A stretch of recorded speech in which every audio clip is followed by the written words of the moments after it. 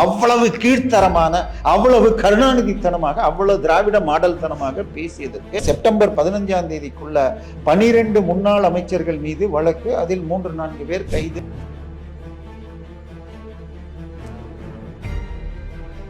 இன்னைக்கு திமுக, அதிமுக, தேமுதிக, பாமக இப்படி பல பேர் கலந்துக்கல. காங்கிரஸ் ஆளும் ஆந்திரா, தெலுங்கானா, கர்நாடகா, கேரளா இங்கெல்லாம் ஜாஸ்தி சீட் வந்தா நல்லதுதான். அதனால இதை எதிர்க்கிறது பைத்தியகாரத்தனம். தோழி எனப்படும் நிவேதா பெத்திராஜ் என்பவர் ஒரு ட்வீட் போட்டார். அரசியலில் விஜயும் உதயநிதியும் இருக்காங்க, அவங்கள பத்தி பேசலாம். இல்லாத ஒரு நபர் அந்த நடிகை. அப்ப அவங்கள பத்தி நீ பேசுறதுக்கு செத்து போறதே நல்லதுன்னு. ஆனால் திமுக எதிர்க்க வேண்டும் என்று டிராமா போட்டு கட்சியில கொத்து போராட்டம் ஆயிட்டு நமக்கு பாதுகாப்பு, டெல்லியில போய் சரண்டர் ஆயிடுவோம். மாசுவை பொறுத்த வரைக்கும் ஃபோர்ஜரி டாக்குமெண்ட் மூலமாக தன் மனைவி பேர்ல டாக்குமெண்ட் ரெடி பண்ணியிருக்கார். அதுவும் வழக்கு வந்தால் சிக்குவார்கள். மேலும் 8 எம்பிக்கள் மீதும் வழக்குகள் வரும். iPlus TV, India's #1 QLED TV, crystal clear picture quality with 3-year replacement warranty. Smart voice, smart entertainment. Sir வணக்கம். வணக்கம். இன்னைக்கு அனைத்து கட்சிகள் எம்பி கூட்டமானது இன்னைக்கு நடைபெற்றிருக்கு. ஆனா திமுக அதை புறக்கணிச்சிருக்கு. ஆனா இதற்கு முன்னாடி அனைத்து கட்சி கூட்டம் வைங்கன்னு ஸ்டாலின் அவர்கள் கேட்டுட்டு இருந்தாரு. ஆனா இப்ப வைத்தப்ப நாங்க வரமாட்டோம்னு சொல்லியிருக்காங்க. இது எதற்காக சார்? பாஜக இல்ல, அவங்க கோரியது மேகதாது விஷயத்துல அனைத்து கட்சி கூட்டம்னு. இவங்க சொல்லி இருக்கிறது பாராளுமன்றத்தில் அடுத்த வாரம் தொகுதி மறுசீரமைப்புன்னு சொல்லி அதிக சீட்டுகளை பிஜேபி கொடுக்க போகிறதுன்னு ஒரு ரூமர் இருக்கு. ஐ மீன், இன்னும் அஃபிஷியலாக லிஸ்ட்ல சேர்க்கல, பட் பிஜேபி கொண்டு வர வாய்ப்புகள் அதிகம் இருக்கு. ஸோ அதுல தமிழ்நாட்டுக்கு இன்னும் 50% சீட்டுக்கு போன முறை அதை ஏற்றுக்க மாட்டேன்னு திமுக முழுமையாக அதை எதிர்த்தது. இப்போ எதிர்கட்சியாக வந்த பிறகு இப்போ அதை என்ன பண்ண போகுதுன்னு தெரியல. பட் எதிர்ப்பீங்களான்னு கேட்டால் அப்படி சொல்லாமல் தமிழ்நாட்டுக்கு நல்லதாக இருந்தால் தலைவர் முடிவெடுப்பார்னு நேற்று சொல்லிட்டு, இன்னைக்கு திமுக, அதிமுக, தேமுதிக, அப்புறம் ஒரு பெரிய கட்சி இருக்குமா இந்தியாவிலேயே மிகப்பெரிய கட்சி மக்கள் நீதி மையம், அவர் கட்சி, அப்புறம் பாமக, இப்படி பல பேர் கலந்துக்கல. ஆனால் பாமக, அதிமுக கலந்துக்கலன்னா அவங்க பாஜக கூட்டணியில் இருக்கிறவங்க, இவங்க தேமுதிகலாம் இங்கே பக்கம் இருக்கிறவங்க. ஆனால் இனிமேல் நமக்கு பாதுகாப்பு, டெல்லியில் போய் சரண்டர் ஆகிடுவோன்னு சொல்லிட்டு பிஜேபி இப்போ தொகுதி மறுசீரமைப்பில் என்ன சொல்கிறாங்க, இப்போ இனிமேல் வர எல்லா எலெக்ஷன்லேயும் மொத்த சீட்டில் 1/3 லேடிஸ் கொடுக்கணும். அப்போ இருக்கிற சீட்டு போயிடுங்கிறதுக்காக சீட்டை நாங்கள் 50% ஏற்றிடுறோம். இப்போ இருக்கிற 543 815 ஆகிடும். எல்லா ஸ்டேட்டுக்கும் 50% ஜாஸ்தி. அதாவது அம்பேத்கர் கொடுத்த சட்டப்படியாக எல்லா ஸ்டேட்லையும் நீங்க பீகார்ல இருக்கிற 15 லட்சம் பேர் ஒரு எம்பியை தேர்ந்தெடுத்தா நம்மளும் 15 லட்சம் தான் தேர்ந்தெடுக்கணும். அப்படி பார்த்தா தமிழ்நாட்டுக்கு சீட்டு குறையும், அங்க அதிகமாகும். ஆனால் மோடி அரசு தென்னிந்திய மாநிலங்களுக்கெல்லாம் பாதிப்பு வரும்னு எல்லாருக்கும் 50%. இது நல்ல திட்டம், இதை ஏத்துக்கிறதுல தப்பு இல்லை.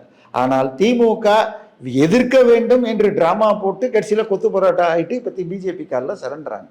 பட் விஜயும் இந்த அறிவிப்பு அந்த சட்டத்தில், ஏன்னா இது வரைக்கும் கொண்டு வரல, அப்படி கொண்டு வந்தால், ஏன்னா இதை எதிர்த்து வழக்கு போட்டால் அது உச்ச நீதிமன்றத்தில் நிற்குமான்னு தெரியாது. மத்திய அரசு இந்த பிராந்தியங்களில் உள்ள ஒவ்வொரு பிராந்தியத்திற்கும் அவங்களுக்கு இருக்கிற எம்பிக்கு 50% ஜாஸ்தி. ஐ மீன், பிராந்தியம்னா ஸ்டேட்டுன்னு சொல்றேன், மாநிலம். ஒரு மாநிலத்துக்கும் 50% ஜாஸ்தின்னா நமக்கு 39ங்கிறது 58 ஆகும். அப்போ நமக்கு தான் லாபம். ஸோ அதனால திமுக ஆதரிக்குது. ஆனால் காங்கிரஸ் எதிரி கட்சியாக எதிர்க்குது. பட் காங்கிரஸ் ஆளும் ஆந்திரா, தெலுங்கானா, கர்நாடகா, கேரளா இங்கெல்லாம் ஜாஸ்தி சீட் வந்தால் நல்லதுதான். அதனால இதை எதிர்க்கிறது பைத்தியகாரத்தனம். ஸோ இப்பவே பொன்முடி அவர்கள் ஆஜராக சொல்லியிருக்காங்க, மாசு அவர்களை ஆஜராக சொல்லியிருக்காங்க. இதோட பின்னணினா என்ன சார்? வழக்கு ஒன்றுனா வெளிவருதா? இல்லை, பழைய வழக்குகள் இவங்க கேஸ் போடாமல் ஏமாத்திட்டு இருந்தாங்க. பொன்முடி பேசினதை நம்ம லேடிஸ்க்கு முன்னாடி சொல்லவே முடியாது. சைவம் வைணவம்னா என்னன்னு சொல்லிவிட்டு அப்புறம் கையெல்லாம் காட்டினார், அதை நம்மளால காட்ட முடியாது. அவ்வளவு கீழ்த்தரமான, அவ்வளவு கருணாநிதித்தனமாக, அவ்வளவு திராவிட மாடல் தனமாக பேசியதற்கு அதுக்கு என்ன சொல்லிட்டார்? நான் பேசல, இது பச்சையப்பா கல்லூரியில் நான் PhD எழுதிட்டு இருந்தப்ப ஒரு கூட்டத்தில் சொன்ன ஜோக்குன்னு சொன்னார். ஆனால் அதுக்கு ப்ரூஃப் கொடுன்னா கொடுத்தாரான்னு தெரியாது. ஆனால் அவர் PhD பண்ணப்ப அங்க லா காலேஜில் படிச்சுட்டு இருந்த ரவிக்குமார் என்ற விழுப்புரம் MP அப்படி ஒண்ணு நடக்கலன்ட்டார். அப்படி நடந்திருந்தாலும் அன்னைக்கு ஒருத்தர் அசிங்கமா கொலை பண்ணா இன்னைக்கும் கொலை பண்ணலாமா? ஸோ அது அவ்வளவு கீழ்த்தரமானது. அதற்கு நிபந்தனையற்ற மன்னிப்பு கேட்கணும். அதே மாதிரி சனாதன வழக்கில் உதயநிதி பேசினதுக்கும் ஒழுங்கான வழக்குகள் போடல. எனவே இந்த வழக்குகள் போடணும். திரு மாசுவை பொறுத்த வரைக்கும் ஃபோர்ஜரி டாக்குமெண்ட் மூலமாக தன் மனைவி பேர்ல டாக்குமெண்ட் ரெடி பண்ணியிருக்கார். அதுவும் வழக்கு வந்தால் சிக்குவார்கள். நமக்கு வருகின்ற தகவல், ஏன்னா இந்த பட்ஜெட்லையும் பெரிதாக தான் கொடுத்த எந்த திட்டத்தையும் நிறைவேற்ற 2500 ரூபாயோ இல்லை 6 சிலிண்டர் எதையும் பண்ணல.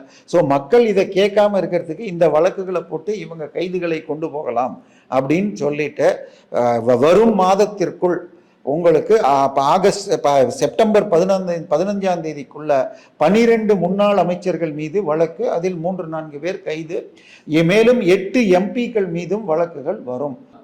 என்ன விஷயம் என்ன, போன வாரம் என்னமாச்சு? உதயநிதி ஸ்டாலின் என்ன பண்ணாங்க? ராத்திரி காலையில் 8 மணிக்கு வீட்டுக்கு போனால் 4 மணி நேரம் கழிப்பறையில் போய் ஒளிஞ்சிக்கிட்டாரு. என்ன சொல்லுவாங்க, 30 வருஷத்துக்கு முன்னாடி, 30 இல்லை 1950 வருஷத்துக்கு இன்னும் கூட ஜாஸ்தி இருக்கும் முன்னாடி, தஞ்சாவூர்லேருந்து யாரோ ட்ரெயினில் டிக்கெட் இல்லாமல் வந்துட்டாரு. டிக்கெட் கலெக்டர் தேடிட்டு வந்தப்போ கழிப்பறையில் போய் ஒளிஞ்சிக்கிட்டாருனாங்க. இப்போ போலீஸுக்காக ஒளிஞ்சிக்கிட்டார். ஸோ இது சரியா பரம்பரை இருக்குன்னு சொல்கிறாங்க. ஆனால் அதே நேரத்தில் இவர் எம்எல்ஏவாக இருந்திருக்காரு, அமைச்சராக இருந்திருக்கார். போலீஸ் உங்களை விசாரணைக்கு வாங்க, கைது என்ன சொன்னாலும் அவர் கோஆப்ரேட் பண்ணணும். இந்த டிராமா போடக்கூடாது. திமுகனாலே நாடக கம்பெனி அப்படிங்கிறதுக்கு கழிப்பறையில் போய் ஒளிஞ்சிக்கிட்டு லேட் பண்ணி எல்லா சேனல்லையும் வர வச்சுட்டு அங்கங்கே பண்ணி பெருசாக ஒன்றும் நடக்கலை. ஆனால் அதே நேரத்தில் விஜய் தரப்பும் அன்னைக்கு அவர் பேசினது சாயந்தரம் 5 மணிக்கு என்னமோ பேசியாச்சு. அசிங்கமாக, அருவருப்பாக, கருணாநிதித்தனமாக பேசினார். இன்னும் சொல்ல போனால் அண்ணாதுரைத்தனமாக, ஈவேரா தனமானே சொல்லலாம்.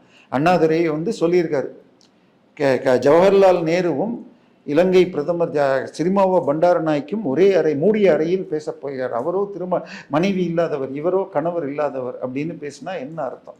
இவ்வளவு அருவருப்பாக பேசக்கூடியவர்கள் தான் திராவிடர்கள். கருணாநிதி சட்டமன்றத்திற்குள் காங்கிரஸ் கட்சியை சேர்ந்த TN அனந்தநாயகி கேள்விக்கு திராவிட நாடு எங்கே இருக்குன்னு சொன்னதுக்கு நம்ம சொல்றதுக்கே எனக்கே கூசுது. அவ்வளவு அருவருப்பாக பேசியவர்.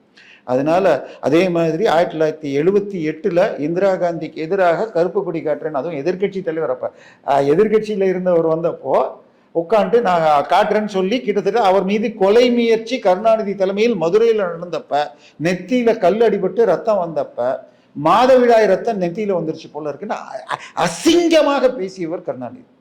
ஸோ அந்த பாரம்பரியத்தை இவர் கீப் பண்ணியிருக்கார். ஒரே ஒரு வார்த்தை என்ன சொல்லலாம், நான் அந்த பேரை சொல்லலை. நான் பேசிகிட்டு இருந்தப்ப க்ரௌட்லேருந்து 2 பேர் நமது விஜயுடைய இணைவி பேரை சொன்னாங்க.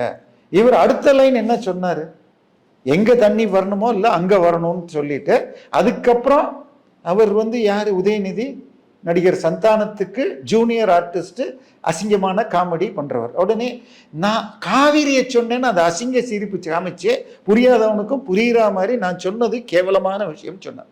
இந்த விஷயத்தில் இன்னொன்று சொல்லணுமா, அவருக்கு அவரோட துணை நடிகை இன்னும் துணையாக நடிக்கும் நடிகை அல்லது தோழி எனப்படும் நிவேதா பெத்திராஜ் என்பவர் ஒரு ட்வீட் போட்டாரு. கிட்டத்தட்ட 16 லட்சம் பேர் ரீட்வீட் பண்ணியிருந்தாங்க. ஒரு திருக்குறளை போட்டாங்க. என்கிட்ட எல்லாரும் கேட்டாங்க, நீங்க தான் சார் திருக்குறள் சொல்லுவீங்க, என்ன சார் விஜயை திட்டி போட்டிருக்காங்களான்னு கேட்டாங்க. நான் என்னப்பா திருக்குறள்ல சார் புறம் கூறி பொய்த்துன்னு ஏதோ ஞாபகத்தில் வச்சு சொன்னாங்க. அப்படி ஒரு குறள் தான் வரும். குறள் 183 புறங்கூறாமை அதிகாரத்தில் புறம் கூறி பொய்த்து உயிர் வாழ்தலின் சாதல் அறம் கூறும் ஆக்கம் தரும். புறம் கூறுதல்னா இங்க இல்லாத ஒருத்தரை பத்தி தேவையில்லாம பேசக்கூடாதுன்னு அர்த்தம்.